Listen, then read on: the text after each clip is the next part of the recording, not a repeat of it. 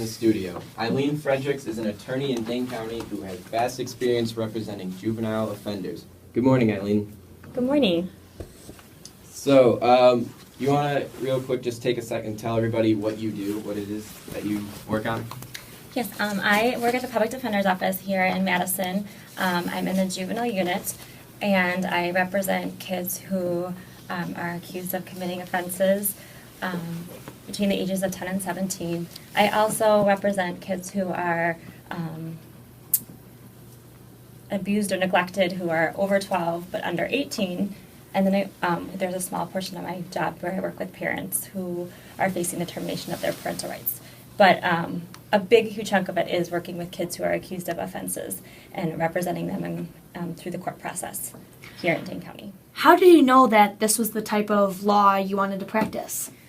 I have a lot of history of working with kids, and I really wanted to do a job where I would be working with kids, but I also was very interested in the law and wanting to help kids understand the system and understand their rights, and particularly working at the public defender, working with kids who have not a lot of access to services and who are more in need than other kids that you can work with in other settings. So that's why I was drawn to this job.